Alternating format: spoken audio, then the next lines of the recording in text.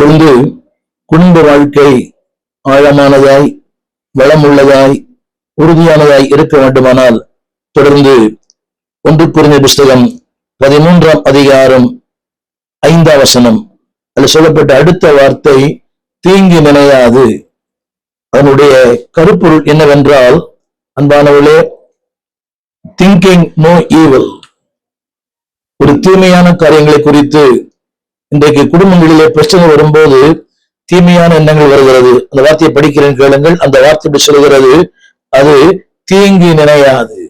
இன்னைக்கு தினந்தோறும் பார்க்கிறோமே இந்த ஊடகங்களிலே, கணவனை கொலை செய்யும் மனைவி, மனைவியை கொலை செய்யும் கணவன். இதெல்லாம் அன்பானவர்களே, தேவனுடைய அந்த இணைப்பு இருக்குமானால், கர்த்தர் அவருடைய வாழ்க்கையில் மையமா இருப்பாரானால், திங்க் நோ ஈவில், அவருடைய வாழ்க்கையில அன்பானவர்களே அந்த சிந்தனையே வராது. இதைத்தான் திரும்ப திரும்ப சொல்லுகிறேன், இந்த தீமையான சிந்தனை.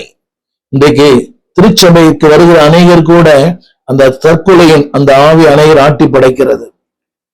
சின்ன சின்ன பிரச்சனைகள், சின்ன சின்ன போராட்டங்கள், சின்ன சின்ன கவலைகள். வளர்ந்தவர்கள் கூட, 60 வயது உள்ளவர்கள் கூட, 70 வயது உள்ளவர்கள் கூட ஏதோ அவருடைய பிள்ளைகளுடைய ஏதோ சில வார்த்தைகள், அல்லாவிட்டால் மருமகளுடைய வார்த்தைகள், இதனால் கூட திருச்சபைக்கு ஒரு அநேகர் கூட they think evil. என் அன்பு தேவ பிள்ளையே, தேவன் உங்களை இணைத்திருப்பாரானால் உங்களுடைய வாழ்க்கையில தீங்கை நினைக்க மாட்டீங்க. இதைத்தான் திரும்ப அடிக்கடி சொல்லுகிறது, இனி நீ தீங்கை காண்பதில்லை. ஆங்கிலத்துல இந்த வார்த்தை இப்படி பயன்படுத்தப்பட்டிருக்கிறது, திங்க் நோ ஈவில். அதாவது அதனுடைய கருப்பு நோ கிரட்ஜிங், இந்த பழி வாங்கும் உணர்ச்சி இருக்காது. இந்த குடும்பங்களில எல்லாருக்குள்ளேயும் இந்த பழி வாங்கும் உணர்ச்சி, பெற்றோரை பழி வாங்கும் பிள்ளைகள் குடும்பத்தை மலிந்திருக்கிறது அநேக குடும்பங்களில. அது அவர் சொல்லுகிற வார்த்தை, நான் வேண்டாம் என்று சொன்னேன், நீங்கள் செய்தீர்கள், உங்களை பழி வாங்க போகிறேன். கணவனை பழி வாங்கும் மனைவி, மனைவியை பழி வாங்கும் கணவன், எல்லாருமே. அன்பான் தேவ பிள்ளைகளே, ஒரு ஆழமான பலமான குடும்பம் அமைய வேண்டுமானால் நோ கிரட்ஜ், உங்களுக்குள்ளே அந்த பொறாமை வேண்டாம். அதுல நான் சொல்ல அந்த அடுத்த வார்த்தை தீங்கு நினையாது. இன்னைக்கு குடும்பங்களில பாருங்கள், என்றைக்கோ செய்த ஒரு காரியங்கள், யாரோ செய்த ஒரு தவறு, ஒரு 25 ஆண்டுகள் 30 ஆண்டுகள் still they having the grudge, அந்த ஒரு தீங்கான எண்ணம், இந்த தீங்கான சிந்தனை இந்த குடும்பங்களை ஆளுகை செய்கிறது. அடுத்து என்னுடைய குறிப்பு, வளமான உறுதியான வாழ்க்கைக்கு அடுத்த வார்த்தை 1 கொரிந்தியர் 13:6ஆம் வசனம், அநியாயத்தில் சந்தோஷப்படாமல். நாம் பொதுவாக அன்புக்கு பயன்படுத்துகிறோம். அதே வேளையில வளமான உறுதியான குடும்ப வாழ்க்கைக்கு அங்கே சொல்லப்பட்ட வார்த்தை அநியாயத்திலே சந்தோஷப்படாமல், ரிஜாய்சிங் நாட் வித் இனிக்விட்டி. அதாவது இந்த அநியாயத்துல அதாவது அவருடைய கருப்பொருள் என்னவென்றால், ஒருவர் நமக்கு விரோதியான ஒருவர், தீங்கு நினைக்கிற ஒருவர், ஒரு விபத்து, ஒரு வியாதி, எதுவும் அவருக்கு நடக்கிறது, உடனே நினைக்கிறோம் என் ஜெபந்தான் இல்லை. என்பானவர்களே, அநியாயத்திலே சந்தோஷப்படாதீர்கள். அதாவது குடும்ப வாழ்க்கையில கூட don't enjoy in a sinful life. அநியாயத்துல ஒருவேளை அவளுக்கு ஏதோ ஒரு நடந்திருக்கலாம், அதற்காக என் அன்பு பிள்ளையே, நீங்கள் don't rejoice in their iniquity. அவனுடைய பலவீனத்தில், அவனுடைய சுகவீனத்தில், அவருடைய அந்த தோல்வியில் மகிழ்ச்சியா இருக்காதீர்கள். அது குடும்ப வாழ்க்கைக்கு நல்லதல்ல. அடுத்த குறிப்பு அதில் சொல்லப்பட்டிருக்கிறது, சத்தியத்தில் சந்தோஷப்படும். இன்றைக்கு பிரச்சனை வரும்போது சத்தியம் தவிடுபொடி ஆகிறது. பிரச்சனை வரும்போது எவ்வளவு சத்தியம் கேட்கிறாங்க, ஆழமான சத்தியங்கள். மிகப்பெரிய பிரம்மாண்டமான சபைக்கு போகிறார்கள், பிரபலமான ஊழிடத்துல வளர்க்கப்படுகிறார்கள். ஆனால் பாடுகள் வரும்போது, பிரச்சனை குடும்பத்துல பிரச்சனை வரும்போது அநேக குடும்பங்களில் நாங்கள் பார்த்திருக்கிறோம், சத்தியம் பேசும்போது சத்தியம் எடுபடுவதில்லை. உங்க சத்தியத்தை உங்களோட வச்சுங்க. அப்படியானால் குடும்ப வாழ்க்கையை கட்டுவது சத்தியம் மட்டும்தான். அந்த வசனம் சொல்லுகிறது, சத்தியம்தான் உங்களை சந்தோஷப்படுத்தும். திரும்ப சொல்லுகிறேன், என்னை கேட்டுக்கொண்டிருக்கிற குடும்பங்களில பிரிவினையோடு, போராட்டங்களோடு, பலமான எண்ணங்களோடு, வாழ்க்கையின் ஏற்றத்தாழ்வோடு இருக்கிற என்பது பிள்ளையே, சத்தியம்தான் உங்களை சந்தோஷப்படுத்தும். அப்படியானால் அந்த சத்தியம் கணவனையும் சந்தோஷப்படுத்தும், மனைவியும் சந்தோஷப்படுத்தும். இன்றைக்கு பிரச்சனை என்னவென்றால், இன்றைக்கு சபை தேவையில்லை, சத்தியம் தேவையில்லை, போதகர் தேவையில்லை, எனக்கு யாருமே தேவையில்லை, நானே எல்லாவற்றையும் பார்த்துக் கொள்வேன். இல்லை என்பவர்களே, உடைய வாழ்க்கை தறிக்கெட்டு போய்விடும். It is not a strong family. குடும்பம் இருக்கும், ஆனால் ஒரு ஆழமான அஸ்திபாரமுள்ள வளமுள்ள ஒரு குடும்பத்தை உங்களால் அமைக்க முடியாது. எனவேதான் எபேசியர் 5:25 சொல்லப்பட்டிருக்கிறது, மனைவிகளே உங்கள் மனைவிகளில் அன்பு கூறுங்கள். நான் சொன்ன பார்த்தீங்களா, நிறைய காரியங்கள், சாந்தம், பொறுமை, அமைதி, இது இல்லை. பொதுவாக நீங்க என்னோட வளர்ந்தவளா இருக்கலாம், அப்படி பார்க்கிற குடும்பங்கள் 1000ல் 1 தான். கணவனுக்கு மனைவிக்கு ஏற்ற கணவன், கணவனுக்கு ஏற்ற அப்படி அமைவதில்லை. மிக பிரபலமான ஊழலுக்கே அமைவதில்லை. ஜான் புஸ்டருடைய மனைவி அவருக்கு ஏராளமான துன்பங்களை கொடுத்தவர்கள், ஆனாலும் அந்த மனைவியோடு அவர் வாழ்ந்தார். வில்லியம் கேரி அவருடைய மனைவி மனநலம் பாதிக்கப்பட்டு காலம் முழுவதும் துன்பத்தை கொடுத்தார்கள், ஆனால் அந்த மனைவி அவரோடு வாழ்ந்தார். நான் சொல்ல வந்த வார்த்தை, அன்பான் தெய்வ பிள்ளைகளே, கிறிஸ்து சபையில் அன்பு கூர்ந்தது போல ஒரு வழி இல்லை, ஒரு வழி இல்லை. Because you are united by God, you are joined by God. தேவனால் இணைக்கப்பட்டீங்க. வேதம் சொல்லுகிறது. நான் சொல்ல வந்த வார்த்தை, அன்பு கூறுங்கள். அந்த வசனத்தை திரும்ப திரும்ப அடிக்கடி வேதம் சொல்லுகிறது. தீத்துவின் புஸ்தகம் 2ஆம் அதிகாரம் 4ஆம் வசனம், தீத்து 2:4. அன்பானவர்களே, தேவ வசனம் தூஷிக்கப்படாதபடி நன்றாக கவனியுங்கள். அன்பான கணவன்மார்களே, அன்பான மனைவிமார்களே, வேதம் சொல்கிறது தேவனுடைய வார்த்தை தூஷிக்கப்படாதபடி. பாலிய ஸ்திரீகள் தங்கள் புருஷனிடத்திலும் தங்கள் பிள்ளைகளிடத்திலும், நான் சொல்ல வந்த ஒரே ஒரு கருப்பு என்னவென்றால், உங்கள் பிரச்சனை உங்களோடு கூட முடிவதில்லை, திருச்சபையை பாதிக்கிறது. நீங்கள் சார்ந்திருக்கிற அந்த சமயத்தை பாதிக்கிறது, உங்கள் போதவரை பாதிக்கிறது. திரும்ப சொல்லுகிறேன், தேவ வசனம் தூஷிக்காதபடி. அன்பு பிள்ளைகளே, நீ நினைக்கலாம், தன் விருப்பத்தின்படி நான் வாழ்க்கை அமைத்துக் கொள்ளுவேன், என் விருப்பத்தின்படி நான் வாழ்வேன். நீங்கெல்லாம் அப்படித்தான். நான் வேலை செய்கிறேன், நான் என்னை நான் பார்த்துக் கொள்வேன், எல்லாமே சொல்றாங்க. இந்த கணவன் வேண்டாம், நான் பார்த்துப்பேன், ஹாஸ்டல்ல இருந்துப்பேன், பிள்ளைகளை படிக்க வைப்பேன். It cannot be. நம்முடைய விளைவு தெரியுமா? தேவ வசனம் தூஷிக்கப்படுகிறது. திரையில பாருங்கள், தீத்துவின் புஸ்தகம் 2ஆம் அதிகாரம் 4ஆம் வசனம், தேவ வசனம் உங்களால் தூஷிக்கப்படாதபடி என் அன்பு பிள்ளைகளே, ஒரு நாளும் அதற்கு இடம் கொடுக்காதிருங்கள். முதலாவது, பலமான உறுதியான குடும்ப வாழ்க்கைக்கு லவ். 2வது, உறுதியான குடும்ப வாழ்க்கைக்கு லாயல்டி. அங்கே ஒரு உண்மைத்தன்மை தேவை. இந்த குடும்பங்களில் உண்மைத்தன்மை இல்லை. கணவன் எங்கு போகிறார் தெரியாது, மனைவி எங்கு போகிறார் தெரியாது. கணவனுடைய அந்த பாஸ்புக்கை மனைவி பார்க்க உரிமை இல்லை, மனைவியின் பாஸ்புக்கை கணவன் பார்க்க உரிமை இல்லை. ஆரம்பத்திலே சொன்னேன், மனைவியினுடைய அந்த செல்போனை பார்ப்பதற்கு கணவனுக்கு உரிமை இல்லை. அதே போல மனைவிமார்களுக்கும் தன் கணவனுடைய செல்போனை பார்ப்பதற்கு உரிமை இல்லை. யோசித்து பாருங்கள் என் அன்பு தேவ பிள்ளைகளே, இன்றைக்கும் பி டிரான்ஸ்பரண்ட். என்றைக்குமே ஒளி மறைவு இல்லாமல் ஒரு வாழ்க்கையை வாழுங்கள். அந்த வார்த்தை இப்படி சொல்லுகிறது, பி லாயல். எபேசியர் புஸ்தகம் 5:31. B loyal. எல்லாரும் சொல்லுகிற ஒரு வார்த்தை கவனியுங்கள். அவர்கள் இசைந்து இருவரும் ஒரே மாமிசமா இருப்பார்கள். இசைவு, ஹார்மனி. இந்த ஹார்மனி என்ற வார்த்தை தான் ஹார்மோனியம் என்ற வார்த்தை வந்தது. அதில் சொல்லப்பட்ட வார்த்தை இசைந்து. மிக கடினம், அந்த இசை இருப்பதில்லை. பல முறை சொல்லியிருக்கிறேன். கணவன் ஆன்மீகமா இருப்பார், மனைவி உலகமா இருப்பார்கள். கணவன் ஆன்மீகமா இருப்பார், மனைவி உலகமா இருப்பார்கள். இங்கே இந்த இருவருக்குமே இது பொருந்தும். மனுஷன் அப்படியானால் அந்த மனுஷனுக்குள்ளே மனுஷி இருக்கிறாள். அவர் சொல்லப்பட்டிருக்கிறது, இசைந்து இருவரும் ஒரே மாமிசமா இருப்பார்கள். இது இந்த நவீன உலகத்துல இது சாத்தியமா என்றால் சாத்தியமில்லை. ஆனால் வேதம் சொல்கிறது இது சாத்தியமே. ஏனென்றால் அவர் ஒன்றை சொல்லுவாரானால் நிச்சயமாய் நிறைவேற்றுவார். 2வது சொல்ல விரும்புகிறேன், பி லவபிள். 2வது பி லாயல்டி. தொடர்ந்து அதே வார்த்தை இப்படி சொல்லுகிறது. 1 கொரிந்தியர் புஸ்தகம் 13ஆம் அதிகாரம். அந்த லாயல்டி என்ற இடத்துல நான் சொல்ல வந்த வார்த்தை, அது திரும்ப 1 கொரிந்தியர் 13:7 திரும்ப விரும்புகிறேன். அதாவது இசைந்திருப்பார்கள் என்ற வார்த்தைக்கு மூல பாஷையில க்ளூ, CLUE, க்ளூ. அது என்னவென்றால், ஒன்றை நாம் இந்த க்ளூ தெரியும். அந்த பசை, அதை நீங்கள் இணைத்திருந்தால், இன்னைக்கு இருக்க எதுவும் இணைக்கிறது, இரும்பு கூட இணைக்குது, பிளாஸ்டிக்கை இணைக்குது, மிகப்பெரிய சாதனங்களாக இணைக்குது க்ளூ. அப்படியானால் அந்த அந்த இசைவுக்கு இதயத்துல கொடுக்கப்பட்ட 2 வார்த்தை, ஒன்று ஜாயிண்ட், இன்னொன்று க்ளூ.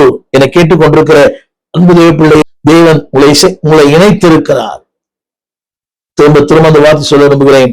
உங்களால் தேவனுடைய சபை தூஷிக்கப்படக்கூடாது, உங்களால் தேவ வசனம் தூஷிக்கப்படக்கூடாது. எனவேதான் 1 கொரிந்தியர் அந்த 13:7 சொல்லுகிறது, அன்பாலே bear all things.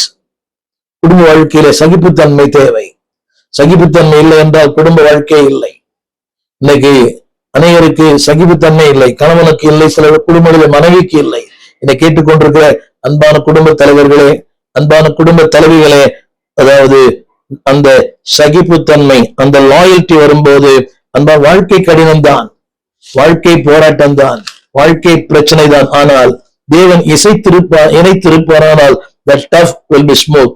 இந்த வாழ்க்கையிலே அந்த கடினங்கள், அன்பான தேவ பிள்ளைகளே, ஒரு பெரிய காரியமே தெரியாது.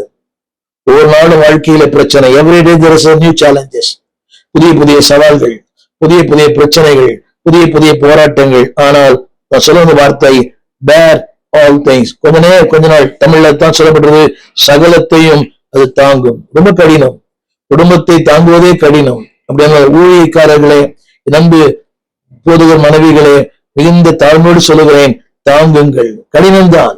அநேக சொல்லுகிற வார்த்தை, என்னால முடியாது, இந்த மனிதனோடு வாழ முடியாது, இந்த மனிதனோடு போதும். இல்லை என்பார்களே, வளமான உறுதியான குடும்ப வாழ்க்கைக்கு அந்த தாங்கும் தன்மை ஆனது கேளுங்க. ஆங்கிலத்துல bear all things. கவனியுங்கள். சந்தர்ப்பங்களில உண்மையா இருக்கும் போதும் கூட கடினங்கள் வரும். அதாவது உண்மையா இருக்கிறவனுக்குத்தான் கடினங்களே வருகிறது. நான் பார்த்த அளவுக்கு இந்த பொய் பேசுகிறவர்கள், அதாவது இந்த குடும்பங்களை பிரிக்கிறவர்கள், புறங்கூறுகிறவர்கள், அநியாயமாய் பணம் சம்பாதிக்கிற ஊழியர்கள் கூட பொழுதுபோக்குக்காக, இன்றைக்கு கூட ஒரு மனைவி சொன்னார், ஒரு ஊழியர் மனைவி, சில நேரத்துக்கு முன்பாக, என் கணவன் ஜெபித்து நான் பார்த்ததே இல்லை, என் கணவன் வேதம் வாசித்து நான் பார்த்ததே இல்லை. ஒரு மனைவியின் ஸ்டேட்மெண்ட். அவர் எங்கு போகிறார், எங்கு வருகிறார், காலையிலே போகிறார், இரவு 11 மணிக்கு வருகிறார். கேட்டா உனக்கு தேவையில்லை என்று சொல்லுகிறார். இது ஒரு மனைவியின் கூற்று. ஒரு தன் கணவன், ஊழியக்காரனாகிய தன் கணவனை பற்றி மிகப்படுத்தல் இல்லை. என்னை கேட்டுக்கொண்டு அன்பு தேவ பிள்ளையே, be loyal to your wife, be loyal to husband. பிள்ளைகளே, உங்கள் பெற்றோருக்கு உண்மையா இருங்கள். உங்களுடைய தொலைபேசி அவர்களை பார்ப்பதற்கு அனுமதியுங்கள். இது ஊழியர் குடும்பங்களும் நடக்கிறது. எத்தனை ஊழியர் குடும்பங்கள் இன்றைக்கு பிள்ளைகளால் தலைமுனிந்து இருக்கிறார்கள். அவருடைய நட்பெயர் கெட்டு போனது. be loyal. அன்பு தேவ பிள்ளைகளே, இல்லைன்னா சபையில ஆராதிப்பதில் அர்த்தம் இல்லை. இல்லை ஊழியம், இசைக்கருவி, கொயர் வேண்டாம். be loyal to God. தேவனுக்கு உண்மையா இருங்கள், உங்கள் பெற்றோருக்கு உண்மையா இருங்கள், உங்கள் திருச்சபையின் போதகருக்கு உண்மையா இருங்கள். எங்கு போறேன்னு சொல்லுங்க. நான் இந்த வாரம் எங்கேயுமே போல, இந்த சபைக்கு போகும்போது சொல்லிட்டு போங்க, இந்த சபைக்கு நான் போறேன், அந்த கூட்டத்துக்கு நான் போறேன். அது எதுக்கு ஒரு பொய், ஒரு பொய் இன்னொரு பொய்க்கு வழி நடத்தும். இன்னைக்கு பாருங்களேன், ஞாயிற்றுக்கிழமை ஒரு சபை, செவ்வாய்க்கிழமை இன்னொரு சபை, வெள்ளிக்கிழமை இன்னொரு சபை, வாழ முழுக்க சென்னையில கூட்டங்கள். அழைக்கிறார், விடுவிக்கிறார், சந்திக்கிறார், நிறைய கூட்டம் நடந்துட்டே இருக்குது. பாட்டு போங்க, இன்ஃபார்ம் பாஸ்டர், உங்க ஊழியனுக்கு சொல்லுங்க, நாங்க இந்த கூட்டத்துக்கு போறேன்னு சொல்லி. அவர் வேண்டாம் என்று சொல்லவே மாட்டார். என் மக்கள் பல கூடுகைக்கு போகிறார்கள், பல இடங்களில் நானே அதற்கு உதவி செய்கிறேன், அதற்குரிய பணத்தை தந்து அனுப்புகிறேன் பல இடங்களுக்கு. மதிப்புக்குரிய எல் ஜோசப் அவர்கள் ஒசூர், கடந்த வாரத்துல என்னோட சபையிலிருந்து ஏறக்குறைய ஒரு 16 பேரை அனுப்பியிருக்கிறேன் அந்த கூடுகைக்கு. நான் சொல்ல வந்த கருத்து என்னவென்றால், be loyal, be open. உடைய போதகருக்கு உண்மையா இருங்கள். பொய் வேண்டாம், பொய் வேண்டாம், மாய்மால வேண்டாம். சமீபத்தாண்டு ஒரு உண்மை சம்பவம். ஒரு குடும்பத்துல ஒரு மரித்து போனார், அடக்கம் பண்ணினேன். ஜபக்கூடுகைக்கு நான் கேட்டேன், ஜபம் வைக்கலாமா? இல்லையா, வைக்கல. அதே வாரத்துல இன்னொரு போதகர் வந்து அந்த ஜபக்கூட்டை நடத்துகிறார் அந்த வீட்டுல. இதற்கு இந்த மாய்மாலமான வாழ்க்கை. B loyal, be open, B transparent. உங்களுக்கு யாரை வேணும், எந்த சபைக்கு வேணா நீங்க போகலாம், எந்த பாஸ்டர் வேணா வீட்டுக்கு வரலாம். ஆனால் அதுக்கு ஒரு ஒளிமுறை தேவையில்லை. இந்த போதர் வீட்டுக்கு வருகிறார். ஒன்னு சொல்ல விரும்புகிறேன், ஒரு சபைக்கு போகிற நீங்கள் உங்கள் சபையின் போதகரை தவிர வேற யாரையும் வீட்டில் அனுமதிக்காதீர்கள். இன்றைக்கு ஊர் சுற்று மக்கள் ஏராளம். தீர்க்கதரிசனம், அபிஷேகம், வல்லமை, கிருபை, இந்த தகுதி எடுக்கிறேன், இப்படி நிறைய மக்கள் இன்னைக்கு திருச்சபையில உலகம் முழுக்க இருக்கிறார்கள். திரும்ப சொல்லுகிறேன், உங்களுக்காக ஜபிக்கிறவங்க போதகர் மட்டும்தான். அவர் தான் உங்கள் ஆத்துமாக்களுக்கு உத்தரவாதம் பண்ணுகிறவர். அந்த போதகர் பிடிக்கவில்லை என்றால் நீங்கள் எந்த சபை விரும்புகிறீர்களோ அந்த சபைக்கு போங்க. B loyal to the church. அந்த சபைக்கு உண்மையா இருங்க. நான் சொல்ல வந்த கருத்து என்னவென்றால், பேர் ஆல் திங்ஸ். மாடலில் உண்டு. திருச்சபையில கூட பாருங்களேன், திருச்சபையில ஒரு வாரம் மைக் தரல, ஒரு வாரம் பாட வைக்கல, ஒரு வாரம் கோயில்ல அவரை ஏத்தல, ஒரு வாரம் அவர் 4வது பாட்டு வர்றாரு, அவருடைய கோயில ஏத்த முடியும்? உடனே அவர் ஒரு பட்டிமன்றம், அவருக்கு ஒரு கூட்டம், அவரை ஆதரிக்க ஒரு 10 பேர். நீங்க உங்க வாழ்க்கை நல்லா இருக்காது. bear all things, even your trials. bear all things, even your failure. உங்கள் தோல்விகளும் கூட எல்லாவற்றையும் நீங்கள் தாங்கிக் கொள்ளுங்கள். பல நேரங்களில கவனிக்கணும், நம்முடைய வாழ்க்கையே தலைகளாய் மாற்றி போடும். But be loyal. நாம் யோபின் வாழ்க்கையில பார்க்கிறோம். அந்த யோபின் 1ஆம் அதிகாரம் சொல்வது, கடைசி வசனத்துல, இவை எல்லாவற்றிலும் யோபு பாவம் செய்யவில்லை. அந்த யோபு 1ஆம் அதிகாரத்தில் கடைசி வார்த்தை அவன் சொல்கிறான், கர்த்தர் கர்த்தர் கர்த்தர். எவ்வளவு பெரிய மேன்மையான ஒரு வார்த்தை. 2வது குறிப்பு, பிலீவ் ஆல் திங்ஸ். நம்புங்கள். உங்கள் கணவரை நம்புங்கள், உங்கள் மனைவியை நம்புங்கள். இன்னைக்கு இருக்கிற மிகப்பெரிய வியாதிய சந்தேகம் தான். சந்தேகம் பெரிய ஒரு நோய். அந்த நோய் வந்துட்டா அதை தீர்க்க யாராலும் முடியாது. இந்த குடும்பங்களிலே சந்தேகம் சந்தேகம் சந்தேகம். Number 1, trust the Lord, trust your husband, trust your wife. 2 தேவ பிள்ளைகளே, வளமான வாழ்க்கைக்கு, உறுதியான குடும்ப வாழ்க்கைக்கு நான் சொல்லுவேன், believe all things, be loyal, trust your wife. மனைவியை நம்புங்கள். நம்ப முடியாத நிலையில் இருக்கலாம், நல்லாவே தெரியும், அந்த அம்மா துணிகரமா செலவு பண்ணது. அதே குடும்பங்களை பார்க்கிறோம்.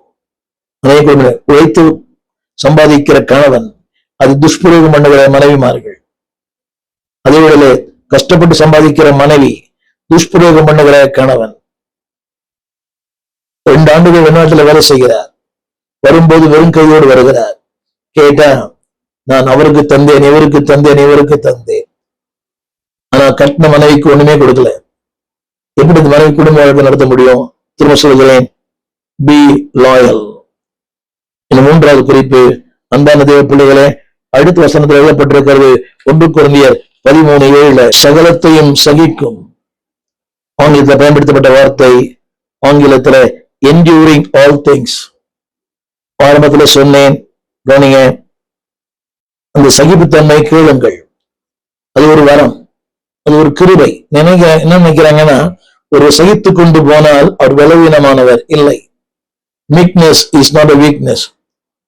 இந்த நாளிலே பலவற்றுக்காக ஜெபிக்கிறீங்க, வரங்களுக்காக, வல்லமைக்காக, கிருபைகளுக்காக, ஊழியத்துல பெயர் பெற வேண்டும், பிரஸ்தாமா இருக்க வேண்டும், ஒரு பெரிய தலைவரா இருக்க வேண்டும், great leader and familiar leader, அதெல்லாம் தேவையில்லை. ஆண்டவரின் சகிப்புத்தன்மை தாரும். இந்த நபரை சந்திக்க, இந்த நபரோடு கூட உறவாட, நபரோடு சேர்ந்து வாழ சகிப்புத்தன்மை தாங்க. நிச்சயமாய் அதை தருகிறவர், கவனியுங்கள், எந்த சூழ்நிலையிலும் உங்களை நிலைநிறுத்துவார். ஆங்கிலத்தில் பயன்படுத்தப்பட்ட வார்த்தை endure all things. கவனிங்க, loyalty stick out. அது அந்த உண்மை இருக்குமானால் அது பிரிக்கவே முடியாது. எனவே இந்த நாளில அந்த உண்மை இருக்குமானால் சகிப்புத்தன்மை உங்களை அனாதையா விடாது. குறித்துக் கொள்ளுங்கள், you will not be abandoned. அந்த சகிப்புத்தன்மை ஒரு நாளும் உங்களை தனியே விடாது, உங்களை அனாதையா இருக்க விடாது. அது மட்டுமல்ல, எல்லாவற்றையும் நம்புங்கள். தமிழ் வேதத்தில் எழுதப்பட்டிருக்கிறது, நம்பும், சகலத்தையும் நம்பும். அடுத்த வார்த்தை அது சொல்லப்பட்டிருக்கிறது, சகலத்தையும் விசுவாசிக்கும். ஆங்கிலத்தில் பயன்படுத்தப்பட்ட வார்த்தை hope ஆல் திங்ஸ். நிச்சயம் சொல்லுங்க, ஒரு நம்பிக்கை, என் வாழ்க்கை மாறும், என் கணவன் மாறுவார், என் மனைவி மாறுவார்கள். ஏனென்றால் உங்கள் ஜெபத்தை கேட்கிறவர் கர்த்தர், உங்கள் வியாகுலத்தை கேட்கிறவர் கர்த்தர், உங்கள் கண்ணீரை பார்க்கிறவர் கர்த்தர், உங்கள் பெருமூச்சை பார்க்கிறவர் கர்த்தர். நீ கணவனா இருக்கலாம், உங்கள் பெருமூச்சை பார்க்கிறார். எத்தனையோ கணவர்கள் மனைவியினால் இன்னைக்கு மனநோயாக இருக்கிறார்கள், அது உண்மை. எத்தனையோ மனைவிகள் கணவனால் மனநோயால் இருக்கிறாள், அதுவும் நடக்கிறது, இதுவும் நடக்கிறது. நான் சொல்ல இந்த 3 காரியங்கள், bear all things, எல்லாவற்றையும் பொறுத்துக் கொள்ளுங்கள். இரண்டாவது, believe all things, நன்மையே நடக்கும், அழைத்தவர் கைவிடவே மாட்டார். மூன்றாவது, hope all things, ஒரு பெரிய நம்பிக்கையோடு வாழுங்கள். இன்றைக்கு எல்லாவற்றை என்றைக்கா ஒரு நாள் உடைய வாழ்க்கை தலைவராய் மாறும். மாறுமே, எல்லாம் மாறுமே. 4வது குறிப்பு, endureth all things. 3வது குறிப்பு சொல்லுங்களேன், அதாவது உறுதியான ஆசீர்வாதமான குடும்ப வாழ்க்கைக்கு 3வது ரெஸ்பெக்ட், ஒருவரை ஒருவர் கனம் பண்ணுங்கள். இன்றைக்கு அது மிக குறைந்திருக்கிறது. ஒருமையில் பேசுகிற மனைவி, வேலைக்காரி விடுத்து நடத்துகிற கணவன் ஒருமையிலே பேசுகிறார். அது இன்றைக்கு நவீன உலகத்திலே மாடர்ன். கணவனை பேச சொல்லி மழைக்கு மனைவிகள் இருக்கிறார்கள். மனைவியை கீழ்த்தரமாய் பேசுகிற கணவன் இருக்கிற பிள்ளைகளுக்கு மத்தியில அந்த பிள்ளைகள் எப்படி மதிக்கும்? Respect your wife, respect your husband. நான் கொடுக்கிற அந்த வார்த்தை எபேசியர் 5:22, அந்த வார்த்தை எப்படி சொல்லுகிறது? அதாவது மனைவிகளே தமிழ்ல கீழ்ப்படுகிறது போல. அடுத்த வார்த்தை, உங்கள் சொந்த புருஷருக்கு கீழ்ப்படியுங்கள். ஒரு பெரிய அண்டர்லைன் பண்ணி கேட்க வேண்டிய ஒரு வார்த்தை. எல்லாரும் கனம் பண்ணலாம், நீங்க உங்க உறவுகளை கனம் பண்றீங்க, மற்ற மக்களை கனம் பண்றீங்க, ஆனா சொந்த புருஷனை கனம் பண்ணுகிறவர்கள் குறைவு. அதே போல ஆண்கள் கூட அடுத்த பெண்களை கனம் பண்றாங்க சிஸ்டர், ஆனா மனைவிய ஏய் வாடி போடி. Honour your wife, honour your husband. இங்க சொல்லப்பட்ட வார்த்தை அன்பான தேவ பிள்ளைகளே, அப்படி நீங்க கனம் பண்ணும்போது you will have a long term success. உங்க வாழ்க்கையில நீண்ட கால வெற்றியை கர்த்தர் உங்களுக்கு தருவார். You will have a long term success. ஒரு குறுகிய கால வெற்றி அல்ல. When you respect your husband, when you respect your wife, அது நடக்கும்போது you will have a long time success. அந்த வார்த்தை சொல்லுகிறது திரும்ப திரும்ப எபேசியர் 5:24, சபையானது கிறிஸ்துவுக்கு கீழ்ப்படுகிறது போல. கவனியுங்கள், சபையானது கிறிஸ்துவ கீழ்ப்படுகிறது போல. நீங்க ஒரு கேள்விக்குறி வைக்க வேண்டும். கீழ்ப்படுகிறீங்களா? ஊழியனுக்கு, உங்களுடைய ஸ்திரீ சபைக்கு, சத்தியத்துக்கு, வசனத்தை கீழ்ப்படுறீங்களா? ஜபத்துக்கு வருவதில்லை, ஆண்டு கொடுப்பதில்லை. இந்த வாசலுகிறது அந்த வார்த்தை கீழ்ப்படிந்து, சபையானது கிறிஸ்து கீழ்ப்படிவது போல. ஏன் சொல்கிறது? எந்த காரியத்திலும் கீழ்ப்படிந்தார்கள். 2 பேருக்குமே நான் சொன்ன குறிப்பு பி. தமிழ் வேதத்துல கீழ்ப்படிந்திருங்கள், ஆங்கில வேதத்துல பி ரெஸ்பெக்ட். ஒவ்வொரு நாளும், அதாவது அந்த வார்த்தை என்னவென்றால், கீழ்ப்படிந்திருக்கும் போது நீங்கள் பாவத்தில் விழ மாட்டீர்கள். Respect your wife, you will not fall into sin. இதை மனதில் குறித்துக் கொள்ளுங்கள். எந்த அளவுக்கு நீங்க மனைவி கனம் பண்றீங்களோ பாவத்தில் விழ மாட்டீங்க. எந்த அளவுக்கு நீங்கள் கணவனை கனம் பண்றீங்களோ நீங்க பாவத்தில் விழ மாட்டீங்க. அந்த கீழ்ப்படியாம உங்கள் பாவத்தில் விழ வைக்கும். புரிந்து கொண்டால் சரி. When you disrespect your husband, அவனுக்குள்ள சலிப்பு வரும். அதே போல when disrespect your wife, அந்த அம்மாக்குள்ள சலிப்பு வரும். விளைவு என்ன தெரியுமா? தவறான வாழ்க்கை, தவறான முடிவு, தவறான செயல்கள், தவறான உறவு, தவறான சிந்தை. இது கிறிஸ்துவ குடும்பம் நடக்கிறது. Respect your wife in all matters, all manners. தொடர்ந்து நன்மைகளை குறித்து நான் பேச விரும்புகிறேன். முதலாவது குறிப்பு, a strong marriage sanctifies the home. அந்த ஆழமான, வளமான, அஸ்திவாரமான ஒரு உறுதியான அந்த குடும்ப வாழ்க்கை உங்களை பரிசுத்தப்படுத்தும், வீட்டை பரிசுத்தப்படுத்தும், உங்கள் பிள்ளைகளை பரிசுத்தப்படுத்தும். திரையில பாருங்கள், strong marriage will sanctify. நான் குறிப்பிட்டு சொல்கிறேன். Number 1, it sanctifies. Number 2, it qualifies. Number 3, it make a witness. Number 4, a brighter generation.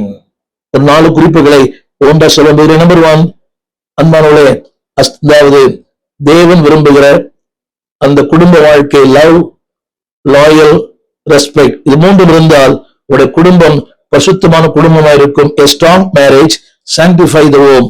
உங்களுடைய வீட்டை பரிசுத்தமாக்கும், உங்கள் பிள்ளைகளை பரிசுத்தமாக்கும், உங்களையே பரிசுத்தமாக்கும். எபேசியர் 5:21-22 அதுல சொல்லப்பட்ட வார்த்தை அப்படி செய்யும் போது வேதம் சொல்லுகிறது, அன்பானவர்களே, கர்த்தர் உங்கள் குடும்பங்களிலே வாசமாயிருப்பார். அதுல இன்னொரு வார்த்தை சொல்லுகிறது, இன்னொரு வார்த்தை எபேசியர் 5:29 தேவன் உங்களை போஷித்து காப்பாற்றுவார். பாருங்கள், அந்த லாயல்டி, அந்த லவ், அந்த ரெஸ்பெக்ட், அன்பு, உண்மை, மரியாதை, இது மூன்றும் இருக்கும் போது உடைய குடும்ப வாழ்க்கை அன்பானவர்களே ஒவ்வொரு நாளும் God sanctifies your home. உடைய குடும்பத்திலே பரிசுத்தம் விளங்கும், நீதி விளங்கும், மகிமை விளங்கும், மாட்சிமை விளங்கும், தேவனுடைய மகத்துவங்கள் விளங்கும். வேதம் சொல்லுகிறது, அப்போது அதனுடைய கருப்பொருள் என்னவென்றால் God will be the center. அவர் மையமா இருப்பார். தாங்கும் கிருபை, தப்புவிக்கும் கிருபை, சகிப்பும் தன்மை, இதெல்லாம் இருக்கும்போது, தேவன் மையமா இருக்கும்போது குடும்ப வாழ்க்கை ஒவ்வொரு நாளும் பரிசுத்தமாகும். காலம் சென்ற சுந்தரமையா சொன்ன அவருடைய திருமணத்துக்கு அடுத்த வாரம் சபையில அவர் சொன்ன ஒரு சாட்சி. ஒரு மூத்த போதவர் அவரோடு வாழ்ந்தவர் சொன்னார். அவர் திருமணமான அடுத்த வாரத்துல சபையில சொன்னாராம், கடந்த வாரத்தை விட இந்த வாரம் என் பரிசுத்தம் கூடி இருக்கிறது. எத்தனை ஆழமான வார்த்தை! கடந்த வாரத்தை விட இந்த வாரம் என் பரிசுத்தம் கூடி இருக்கிறது. அப்படியானால் ஒரு உறுதியான குடும்ப வாழ்க்கை இட் சாங்டிஃபைஸ் யூ. அன்பு சகோதர சகோதரிகளே, அவர் தவறான பாதைக்கு செல்ல மாட்டார். அவளும் அந்த மனைவியும் தவறான பாதைக்கு செல்ல மாட்டார்கள். இன்றைக்கு ஏன் தவறான பாதை? திருப்தி இல்லை, குடும்பத்துல மரியாதை இல்லை, குடும்பத்துல அன்பு இல்லை, குடும்பத்துல உண்மை இல்லை. எனவேதான் going a wrong way. திரும்ப சொல்லுகிறேன், a strong marriage sanctifies your family. உங்க குடும்பத்தை பரிசுத்தப்படுத்தும், உங்க குடும்பத்தை மேன்மைப்படுத்தும். 1 கொரிந்தியர் 7 அதுல சொல்லப்பட்டிருக்கிற வார்த்தை 7:14 அதுல சொல்லப்படுகிறது, பரிசுத்தமாக்கப்படுகிறாள், பரிசுத்தமாக்கப்படுகிறான், பரிசுத்தமா இருக்கின்றன. திரையில பாருங்கள், 1 கொரிந்தியர் 7:14 அந்த ஒரே வார்த்தை சொல்கிறேன், பரிசுத்தமாக்கப்படுகிறாள். முதல் குறிப்பிலே பரிசுத்தமாக்கப்படுகிறான், 2வது வரியில பரிசுத்தமாக்கப்படுகிறாள், அடுத்து பரிசுத்தமாக்கப்படுகின்றன, பரிசுத்தமா இருக்கின்றன. கவனிக்க வேண்டும். இந்த 3ஐ ஹைலைட் பண்ண விரும்புகிறேன். இன்னொரு முறை 1 கொரிந்தியர் 7:14 மனைவியால் பரிசுத்தமாக்கப்படுகிறான், அடுத்து 7:14 பின்பகுதி தன் கணவனால் பரிசுத்தமாக்கப்படுகிறாள், அடுத்து இப்பொழுதோ எல்லாமே பரிசுத்தமா இருக்கிறது. முடிந்தால் ஒரு ஆமீன் சொல்லுங்கள். உங்களுடைய அர்ப்பணம், உங்களுடைய லவ், உங்கள் லாயல்டி, உங்கள் respect, it gives the home sanctification. 2வது, அதாவது இந்த அஸ்திபாரமான உறுதியான கிறிஸ்தவ வாழ்க்கை வேதம் சொல்லுகிறது, தேவனுக்கு ஊழியம் செய்ய உங்களை தகுதிப்படுத்துகிறது. எபேசியர் 5:32 A strong marriage glorifies the Savior. அஸ்திபாரமான ஆழமான குடும்ப வாழ்க்கை ஒவ்வொரு நாளும் தேவனை மகிமைப்படுத்துகிறது. நான் கவனிக்க வேண்டும், உங்களுடைய உறவுகள், உங்களுடைய குடும்பம், it glorifies the Lord. எபேசியர் 5:32 அந்த வார்த்தை இப்படி சொல்லுகிறது, அன்பார்களே, இந்த ரகசியம் பெரிது. ஒரு புரிய நினைக்கிறேன், இந்த ரகசியம் பெரிது. அது ஒரு வார்த்தை எழுதப்பட்டிருக்கிறது. அந்த வார்த்தை 1 கொரிந்தியர் 7:14 அன்பார்களே சமாதானத்தை தருகிறது. 1 கொரிந்தியர் 7:16 ரட்சிப்பை தருகிறது. நான் சொல்ல விரும்புகிற வார்த்தை, உங்களுடைய உறுதியான strong marriage it glorifies the Lord. தேவனை ஒவ்வொரு நாளும் மகிமைப்படுத்துகிறது. உங்களை பார்க்கிறவர்கள், உங்களை சந்திக்கிறவர்கள், உங்க குடும்ப வாழ்க்கையை பார்க்கிறவங்களை கர்த்தரை மகிமைப்படுத்துவார்கள். சில குடும்பங்களை கர்த்தரை வைத்திருக்கிறார். தேவனை மகிமைப்படுத்தும் குடும்பமாய் வாழ்ந்தால் எவளை போல இருக்க வேண்டும். கணவன் மனைவியா இருந்தால் இப்படி இருக்க வேண்டும். அன்பான பிள்ளைகளே, அடுத்தவங்களை பார்த்து தேவனை மகிமைப்படுத்துகிற ஒரு கணவன் மனைவியா நீங்கள் இருங்கள். உங்களுடைய வாழ்க்கை, உங்களுடைய பேச்சு, உங்கள் நடை, உங்கள் உடை, உங்கள் சிந்தனை அத்தனையும் it must glorify the Lord. முதல்ல சொன்னேன், it's sanctify your home. இரண்டாவது, நீங்கள் கிறிஸ்துவுக்கு மகிமையான ஒரு glorify, உங்களால் கிறிஸ்து மகிமைப்படுகிற ஒரு வாழ்க்கை, உங்கள் உறவுகளாலே, கணவன் மனைவியினாலே. மூன்றாவது, a strong marriage, witness to the lost. இழந்து போன ஆத்துமாக்கள் உங்களால் மனம் திரும்புவார்கள். இது உண்மை, இது உண்மை, இது உண்மை. உங்கள் வாழ்க்கையை பார்த்து நடமாடும் நிருபங்கள், நடமாடும் ஆலயங்கள், நடமாடும் சபைகள், நடமாடும் போதகன், நடமாடும் ஒரு போதகர் மனைவி. நீங்கள் போதகரா இல்லாமல் இருக்கலாம், நீங்கள் சாது விசுவாசியா இருக்கலாம். உங்கள் வாழ்க்கையே அநேகரை மாற்றும். திரும்ப சொல்லுகிறேன், அதாவது வார்த்தை மாற்றாது உடைய வாழ்க்கையை மாற்றும். உன்னோட சகிப்புத்தன்மை, ஆண்டு சொன்ன பார்த்தீங்களா, அந்த என்டியூரன்ஸ், அந்த லாயல்டி, அந்த ரெஸ்பெக்ட், அந்த லவ், அந்த ஒருவருக்கு இருக்கிற அந்த அன்பு, லாயல்டி, ஒருவருக்கு இருக்கிற அந்த உண்மை, சின்ன காரியமானாலும் பெரிய காரியமானாலும் 10 பைசாவுக்கு உண்மையா இருங்க. யோசித்து பாருங்க, 10 பைசாவுக்கு உண்மையா இருங்க. கணவன்மார்களே, மனைவிமார்களே, நான் உனக்கு கணக்கு சொல்லணும், உனக்கு என்ன, நீ என்ன அதிகாரியா? நிறைய குடும்பங்கள் நான் உனக்கு கணக்கு சொல்லணும், என் மேல நம்பிக்கை இல்லையா? That is not like that. Be loyal. மூன்றாவது, be respect. ஒருவேளை உன் கணவர் அன்பானவர்களே மற்றவர்களை போல திறமசாலியாக இருக்கலாம், கை நிறைய சம்பாதிக்காதவர்களா இருக்கலாம், பட் give respect. உன் மனைவி ஒருவேளை அழகு இல்லாதவளாய், படிப்பு இல்லாதவளாய், ஒரு மிகப்பெரிய குடும்பத்தை சார்ந்தவளாய் இல்லாத இருக்கலாம், but give respect. She is your wife. நான் குறித்து சொல்ல விரும்புகிறேன், அதனால ஸ்ட்ராங் மேரேஜ் அடுத்த பரிசுத்தமுள்ள ஒரு சந்ததியை உருவாக்குகிறது. It creates, it instructs for the holy generation. ஒரு பரிசுத்தமுள்ள சந்ததி உங்களால் உருவாகும்படி கர்த்தர் விரும்புகிறார். எபேசியர் புத்தகம் 6ஆம் அதிகாரம் 1ஆம் வசனம், எபேசியர் 6:1. அந்த வார்த்தை இப்படி சொல்லுகிறது, பிள்ளைகளே உங்கள் பெற்றோருக்கு கர்த்தருக்குள் கீழ்ப்படியுங்கள். நன்றாக கவனிக்க வேண்டும். அப்படியானால் உங்கள் மூலம் நீங்கள் கீழ்ப்படிஞ்சாத்தான் உங்க பிள்ளைங்களுக்கு கீழ்ப்படியும். நீங்களே கீழ்ப்படினா உங்களுடைய திரையில என்ன பாருங்கள், it speaks, it instruct next generation. ஒரு அடுத்த சந்ததி உருவாக்குகிற ஒரு மிகப்பெரிய சிற்பாசாரிகளாய் நீங்கள்தான் மிகப்பெரிய பல்கலைக்கழகமா மாறுகிறீர்கள். கணவன் மனைவிகளே, ஒரு மிகப்பெரிய சரித்திரத்தை உருவாக்குகிற சாதனையாளர்கள். நீங்க தான் ப்ரொஃபசர், நீங்க தான் அங்க அந்த கல்லூரியில் இருக்கிற மிகப்பெரிய பேராசிரியர், you are the principal, you are the vice chancellor. வேதம் சொல்லுகிறது, உங்கள் பிள்ளைகளை வசனம் சொல்லப்பட்டிருக்கிறது, பிள்ளைகளே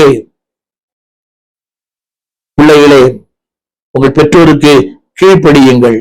அது மட்டுமல்ல, 6:2, உனக்கு நன்மை உண்டாயிருக்கும், பூமியிலே ஒரு வாழ்நாள் நீடித்திருக்கும். எனவேதான் திரும்ப திரும்ப அந்த வார்த்தை அடிக்கடி சொல்லப்பட்டிருக்கிறது. அன்பு தேவ பிள்ளைகளே, 1 பேதுரு 3:2 அதுல சொல்லப்பட்டிருக்கிறது, போதனையின்றி அவர்கள் ஆதாயம் செய்யப்படுவார்கள். நம்ம ஆமென் சொல்லுங்க. உங்கள் பிள்ளைகள் போதனையின்றி ஆதாயம் செய்யப்படுவார்கள். என்னை கேட்டுக்கொண்டிருக்கிற அன்பு தேவ பிள்ளையே, திரும்ப சொல்லுகிறேன், வளமான உறுதியான வாழ்க்கைக்கு முதல் குறிப்பு லவ், 2வது லாயல்டி, 3 ரெஸ்பெக்ட். இருக்கும்போது உங்கள் குடும்பங்கள் வருங்கால சந்ததி உருவாக்கும். தலைமுறையாக உங்கள் குடும்பம் பேசப்படும். எனவே கடைசி சொல்ல விரும்புகிறேன், அன்பு தேவ பிள்ளைகளை, 1 பேதுரு 3:6, சாராள் ஆபிரகாமை ஆண்டவன் என்று சொல்லினாள். Respect husband. உலகத்துல அது வேற உலகத்தால் பண்ணலாம். Don't call your husband by name. திரும்ப சொல்லுகிறேன். அதே போல கணவர்களே, பலவீனமான பாண்டம், அதாவது எளிதில் உடைக்கப்படக்கூடியவர்கள். Be vigilant, be wise. அதில் சொல்லப்பட்ட வார்த்தை, அவர்களும் நித்திய ஜீவனை சோம்பரிக்கும்படி தேவனால் அழைக்கப்பட்டவர்கள். எனவே இந்த நாளிலே இருவருமே அதாவது நித்திய ஜீவனாகிய கிருபையை சுதந்திரித்துக் கொள்ளும்படி. 3 வார்த்தைகள், நித்தியமானது, ஜீவனுள்ளது, கிருபையை தரக்கூடியது. குடும்ப வாழ்க்கை, திரும்ப சொல்லுகிறேன், நித்திய ஜீவ கிருபையை சுதந்திரித்துக் கொள்ளும்படி. இதுல பொறாமை வேண்டாம், கூட்டி மனப்பான்மை வேண்டாம், ஈகோ வேண்டாம். புரியுங்க. ஆரம்பத்தை சொன்ன திரும்ப சொல்ல விரும்புகிறேன். bear all things, believe all things, endure all things, hope all things. தமிழிலே தாங்குங்கள், சகித்துக் கொள்ளுங்கள், பொறுமையா இருங்கள். காலங்கள் மாறும், காட்சிகளும் மாறும், வருங்கால சந்ததி பேர் சொல்லுகிற ஒன்றாய் மாறும். உங்களுக்கு ஜெபிக்க விரும்புகிறேன். ஜெபிப்போம். வானத்தையும் பூமியும் படைத்த நல்ல ஆண்டவரே, உறுதியான பலமான தேவன் விரும்புகிற குடும்பங்களை எங்கள் குடும்பங்கள் மாறட்டும். நீ சத்துவ குடும்பத்தில் எடுக்கிற அவனுடைய முயற்சி, அவனுடைய தந்திரங்கள், அவனுடைய சூழ்ச்சி, அவன் ஆபரேட் பண்ணுகிற விதங்கள் தேவனே நீர் பார்க்கிறீர். விவேகத்தோடு வாழ்ந்து, ஞானத்தோடு வாழ்ந்து, நித்திய ஜீவனை சுதந்திரிக்க, கிருபையை சுதந்திரிக்க இது இழந்து போகாதபடி strong marriage sanctifies our home, எங்களை பரிசுத்தமாக்குகிறது. Strong marriage glorifies the Lord, எங்களுடைய குடும்ப வாழ்க்கை தேவனை மகிமைப்படுத்துகிறது. எங்களுடைய குடும்ப வாழ்க்கை வருங்கால ஒரு வளமான சந்தை உருவாக்குகிறது. Next generation. அது மாத்திரமல்ல, என்னுடைய குடும்ப வாழ்க்கை அநேகரை ஆதாயப்படுத்துகிறது. அப்படிப்பட்ட வாழ்க்கை வாழ எங்களுக்கு சகாயம் பண்ணும். கிருபைதாங்க. எல்லா எதிர்வினைகளை மாற்றும். அந்தவரை புரிந்து கொள்ளுகிற ஒரு வாழ்க்கையை தாங்கப்பா. இந்த லாயல்டி, இந்த லவ், இந்த லேபர் அவருடைய வாழ்க்கை இருக்கட்டும். சத்து கொண்டு வரும் எல்லா எதிர்மறையான எண்ணங்கள், எதிர்மறையான தீய சக்திகள், அந்த உணர்ச்சிகள் எல்லாவற்றையும் இயேசுவின் நாமத்திலே சபிக்கிறோம். பரிசுத்தமுள்ள குடும்பங்களாக, தேவன் மகிமைப்படுகிற குடும்பங்களாக, வருங்கால சந்ததி உருவாக்குகிற குடும்பங்களாக என் குடும்பங்கள் மாறட்டும். அர்ப்பணிக்கிறோம். அதற்கேற்ற வாழ்க்கை வாழ ஒவ்வொரு கணவனுக்கும் ஒவ்வொரு மனைவிக்கும் கிருபைதாங்க. பேசுங்க, உருவாக்குங்க, உடைய கரத்துல எடுத்து பயன்படுத்துங்க. இந்த குடும்பம் மிகப்பெரிய பல்கலைக்கழகமாய் மாறட்டும். நல்லதொரு குடும்பம், பல்கலைக்கழகம். இந்த குடும்பங்கள் அப்படியே மாறட்டும் ஐயா. அநேகர் மாணவர்கள் கற்றுக்கொள்ளட்டும், ஞானிகள் உருவாக்கட்டும், மேல்கள் உருவாகட்டும், அறிவாளிகள் உருவாக்கட்டும், மாபெரும் ஊழியர்கள் உருவாகட்டும். ஆண்டவரே அர்ப்பணிக்கிறோம். ஆட்கொள்ளும் ஆசீர்வதியும் இயேசுவின் நாமத்தில் நல்ல பிதாவே, ஆமென். அன்பான சகோதர சகோதரிகளே, இது சாத்தியமா என்று கேட்க வேண்டாம். சாத்தியமில்லாத ஒன்றை தேவன் வாழ்க்கையில் அனுமதிப்பதில்லை. சாத்தியமே. Love, loyal, labour, respect. ஒளிமறைவு வேண்டாம், கீழ்ப்படியுங்கள். ஈக வேண்டாம். உங்களை புண்ணியமா விட்டுட்டு வாங்க. அவர் ஜனம் உங்கள் ஜனம், அவர் தேவன் உங்கள் தேவன், அவர்தான் நீங்கள். எனவே அதே போல கணவருக்கும் லாயல்டி, ஈக்குவாலிட்டி. அதனால சொல்கிறது, நீங்கள் இருவரும் சமத்துவத்தின் ஆண்டவர், இருவரும் நித்திய வரை பெற வேண்டும். Don't give up. உங்கள் பிரச்சனை உங்கள் பிள்ளைகளை பாதிக்கும், வருங்கால தலைமுறையை பாதிக்கும். எனவே ஞானமாய் தேவ கிருபையை சுதந்திரிக்க, நித்திய ஜீவனை சுதந்திரிக்க அர்ப்பணியுங்கள். God bless you. ஆமென். எங்கள் விலாசம் போதகர் ஸ்டீபன் தேவகுமார், திறந்த வாசல் சபை, நம்பர் 65, பரமானந்த தெரு, 7 கிணறு, சென்னை 600001. தொடர்புக்கு 9841839287. மேலும் 0444318330. எங்கள் மின்னஞ்சல் stephenopendor@gmail.com. எங்கள் தேவ செய்திகளை யூடியூப் சேனலில் பார்த்து பயனடையுங்கள். தேவன் உங்களை ஆசீர்வதிப்பாராக.